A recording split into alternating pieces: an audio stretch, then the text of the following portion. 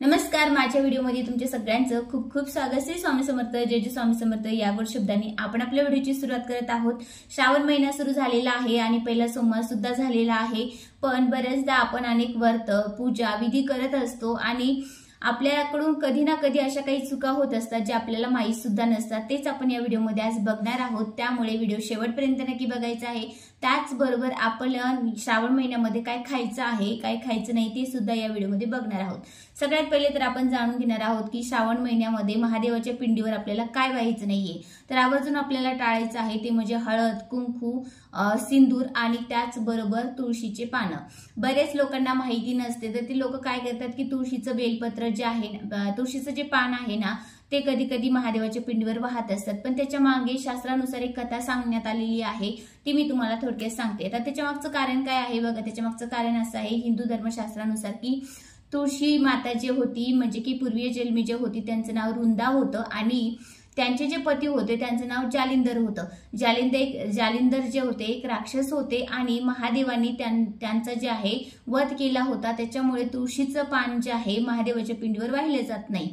तर हे आवर्जून जे आहे ते आपल्याला टाळायचं आहे। त्याचबरोबर तुळशीचं जे लिंग असतं ते पुरुष तत्व असतं, त्याच्यामुळे हळद कुंकू सुद्धा त्यावर वाहिले जात नाही। त्यामुळे ह्या गोष्टी ज्या आहेत त्या आपण लक्षात ठेवल्या पाहिजे पूजा करताना।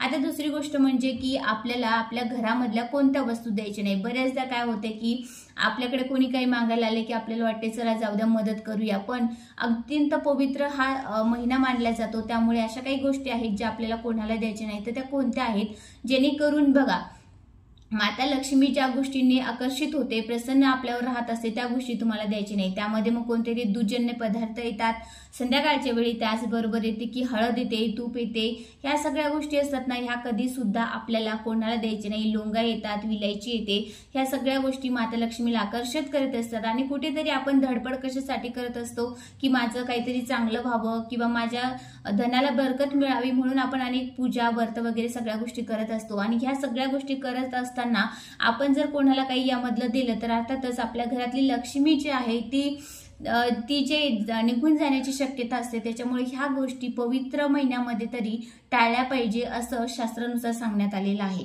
आता बरेचदा काय होतं की श्रावण महिन्यात बरेचसे लोक काळे कपडे घालतात, तर खरं तर म्हटलं तर या श्रावण महिन्यामध्ये काळे कपडे सुद्धा घालू नये, त्याचबरोबर कोणाला दान सुद्धा करू नये। आणि काळे तर करूच नाही, पण त्याबरोबर पांढरे वस्त्र सुद्धा कोणाला दान करू नये असं सांगितलेलं आहे। म्हणजे की जसे की तुम्ही ते कपडे आधी घातले आहेत आणि नंतर तुम्ही ते लोकांना देत आहेत, त्याला म्हणजे ते दान करू नये असं म्हटलेलं आहे। त्याचबरोबर नवीन घेऊन सुद्धा काळे वस्त्र आपल्याला कोणालाही दान करायचे नसतात, कारण हे अत्यंत अशुभ मानलेलं आहे। श्रावण महिन्यात तरी ह्या गोष्टी करू नयेत।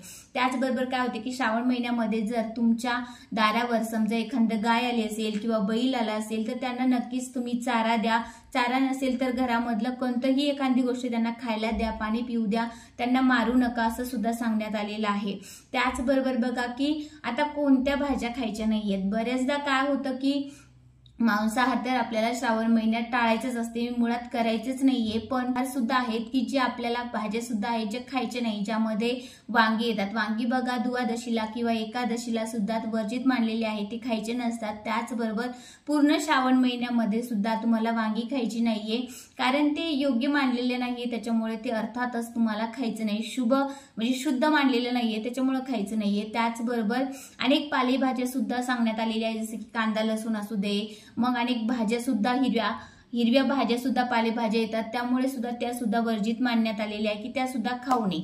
आता जर त्याचं म्हणजे वैज्ञानिक दृष्ट्या सांगायचं झालं तर असं होतं की नेमकाच पाऊस पडत असतो आणि श्रावण महिन्यामध्ये प्रत्येक जे मेथी, पालक, शापू किंवा असंख्य अशा भाज्या असतात, जसे लाल भोपळ्याची भाजी असू दे, ह्या सगळ्या भाज्या ज्या आहेत ना त्या येत असतात। त्याच्यावर छोटे छोटे कीटक असतात, फुलगोबी असू दे, पानगोबी असू दे, त्यावर अगदी छोटे छोटे कीटक असतात जे आपल्याला दिसत सुद्धा नाही आणि चुकून जे आहे ना ते आपल्या खाल्ल्या जातात आणि आपण एवढे व्रत वगैरे करत असतो। मग त्याच्यामुळे या सगळ्या गोष्टीची काळजी घ्यायची आहे।